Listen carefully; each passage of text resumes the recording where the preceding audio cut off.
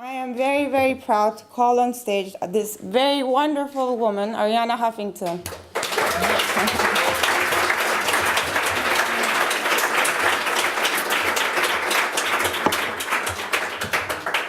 Thank you so much. First of all, for those who are standing, there are seats here. Christoph, do you really want to stand? Please come here.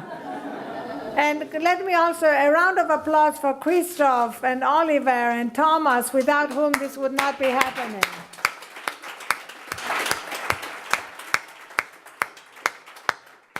And Tomorrow Focus CEO, please come and sit down in the front, because then if people come late, there are seats here. There is a seat. If anybody else is standing, I'm a Greek girl. I believe if you can lie down, lie down. If you can sit down rather than stand. So today is a very special day for me, because it's been a dream to launch the Huffington Post in Germany ever since I first spoke at DLD in January 2007 and met Dr. Berda and started the conversation. And so today, with the help of this amazing team, we are able to launch. And I very much wanted from the beginning to be able to include the third metric in our launch, because I think it's an incredibly important global conversation. And Germany is really ahead of other countries because of your labor minister, Ursula von der Leyen, who has actually launched this conversation publicly and has even taken steps through the labor ministry to not allow emails and calls after hours. This is still pretty revolutionary in the States and other countries. So I want to tell you a little bit about how this started for me. First of all, being Greek, having studied the Greek philosophers, I was very aware of the fact that in ancient Greece, philosophers asked three questions. How do we govern the city? What do we need to know? And what is a good life? And at some point around Spinoza's time, we stopped asking the question, what is a good life? And people were kind of left on their own. And they started answering the question by effectively saying that a good life is a life defined by two metrics, money and power. And yet, if you look around, it is very clear that these two metrics alone do not define a really rich, fulfilling life. So that's why we called this the third metric. And the third metric includes four main elements. The first thing is our well-being and health. The second is wisdom. The third is our capacity to wonder and celebrate life. And the fourth is giving. And I want to say a few things about that, starting with a little bit of my personal story, because I had my own rude awakening in 2007, when 2 years after launching the Huffington Post and working round the clock and not sleeping, Professor, I'm sorry, but I'm so happy you're here to tell us, increase our awareness about sleep, I fainted from exhaustion. I hit my head on my desk, I broke my cheekbone and got 4 stitches on my right eye. And that was my own journey of rediscovering sleep. And more important than that, rediscovering how I prioritized and valued my life. And I wrote a post recently that I called, "Are you living your resume or your eulogy?" Because if you go to any memorial service, people don't actually praise people for coming under budget or increasing market share. They praise people because of their generosity, their wisdom, their spirit, their capacity to make others laugh. And yet, when we live our lives, we live it as though what matters is simply a few specific measures like money and power. So we have done an enormous amount on the Huffington Post since 2007 on this topic. We have a dedicated sleep section. I joined the board of the Harvard School of Medicine Sleep Division. So we are constantly bringing forward the latest information about it, and now we hope to be able to publish your research on the subject. Also, we are inviting people to tell their stories. And recently, one of our most popular blogs was written by a mother It was called The Day I Stopped Saying Hurry Up to My Child. It got over 1 million Facebook likes. Over 6 million people read it because of the recognition that we are all rushing through everything. And in fact, there is a term for it. They call it time famine. And in polls, when you ask people what do they most want in life, a lot of them say, "Hi, Cherno, our editorial director, welcome." And Sebastian, our editor-in-chief, they have to be late. They have a lot of work to do launching the site. One of you can sit here in the front. If you can separate yourselves. Or you can sit on each other's lap, that's okay. So, where were we? Yeah, 6 million. And time famine, because a lot of people in surveys talk about how, am I speaking on 2 microphones? Should I put this down? Is it okay? Talk about the recognition that they need more than anything the sense of time and not rushing through everything, creating some space in their lives. And I have one of my favorite quotes by Brian Andreas, who said, "Everything changed in her life when she realized that she had exactly the time she needed for all the important things."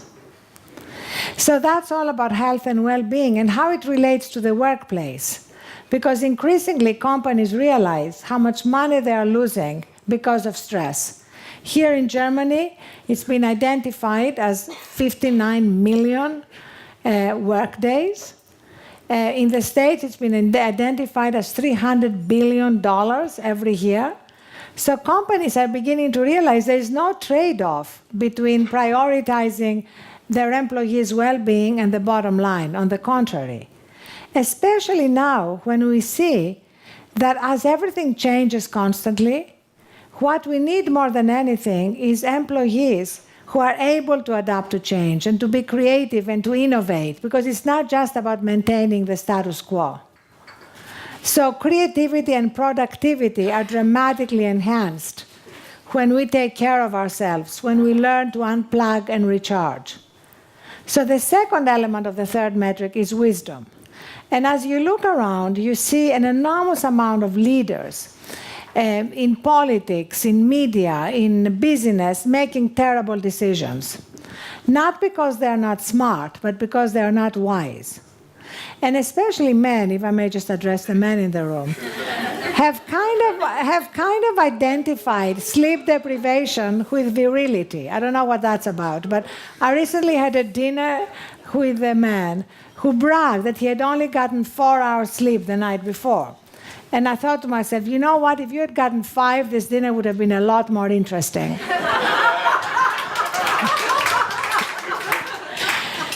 So as we are moving now to an era where we're realizing that we need more and more female values of nurturing, of collaboration, to be able to move into the next amazing century that we're living through, then all these qualities are going to become more and more important.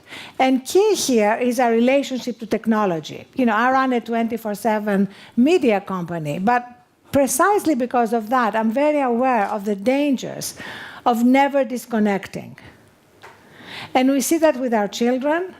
We see the dangers of attention deficit disorder because people are constantly multitasking, although all the scientific data tell us that there is no such thing as multitasking. It's called switch tasking, and it's as stressful as anything. So we need to learn to unplug. And for me, it started with creating a bedroom which did not allow any devices in. So if I want to read at night, I read books. Remember books? That's what I read, and I actually underline them too. And my Blackberries, iPhones, etc., are charged in a separate room because, again, we'll hear a lot about the relationship with screens and how much harder it is to sleep if you've just been dealing with screens, or if you wake up in the middle of the night and you are tempted to go look at your data and your day life intrudes into your recharging time. And these things may seem like small, but they're incredibly important when it comes to how we face the next day. And we all know how it is when we wake up and we are fully recharged and ready to face the day and ready to deal with whatever life brings us.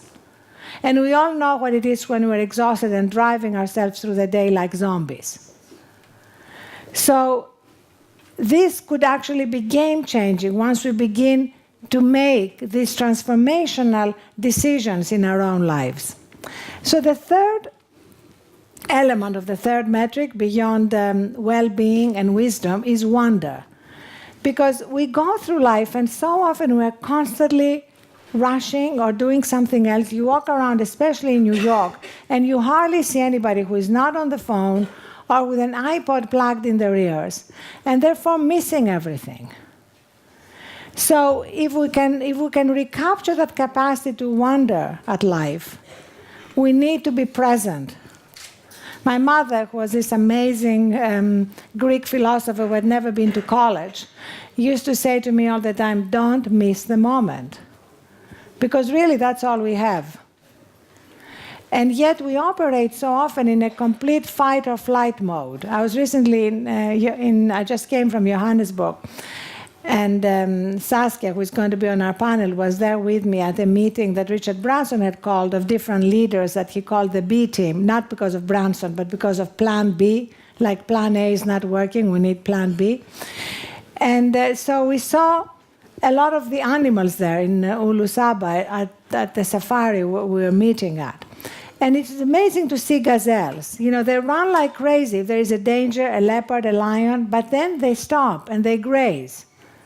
And they are able to distress. Human beings don't have that ability. We seem to live on a perpetual fight or flight mode and paying a very heavy health price because of that.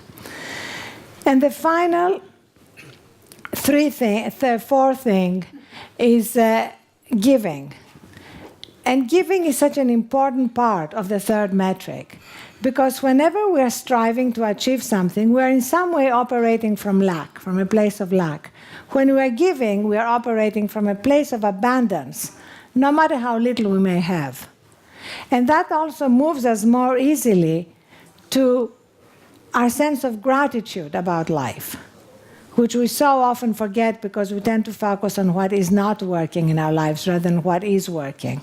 And that's why at the Huffington Post today, one of the new sections that we launched is called Good. And it's going to have only good things happening, solutions. Sebastian is actually very happy with that, which I'm very excited about. So if you have any good stories to tell, any examples of things working, examples of creativity, compassion, ingenuity, please send them to us. In fact, I want to invite all of you to blog on the Huffington Post. Or if you already have a blog, to publish it with us as well and get wider distribution.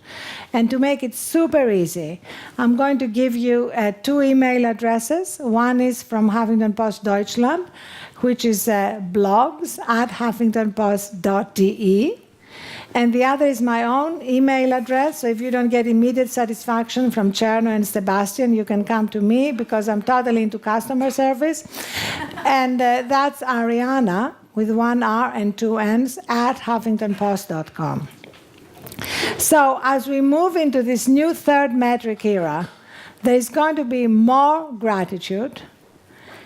And also, there's going to be an ability to move from what I call struggle to grace, so that life is not as cumbersome as it has been for so many of us, for so many millions of people. And so let me just end by wrapping it all up and saying that this obviously is something which is going to be wonderful for men and for women. But because the current world was designed by men and it's not working, it's not working for women, it's not working for men, and it's not working for polar bears. The new world is going to be designed by women, but you men are going to be incredibly grateful to us. You're going to love it. Because right now, just think of it, men are paying a particularly heavy price. I mean, men with heart attacks in their 50s, ulcers, high blood pressure, it doesn't have to be that way. In the States, they've established that 75% of healthcare costs are because of preventable chronic diseases. We can reverse that and lead lives that have more fulfillment, more richness, and a greater ability to connect with ourselves rather than simply connect with our technologies. So I'm just thrilled to be here, to be launching the third metric in Germany, as well as launching the Huffington Post in Germany. There is going to be continuous coverage of these topics, and we very much want you to be part of this conversation. Thank you so much.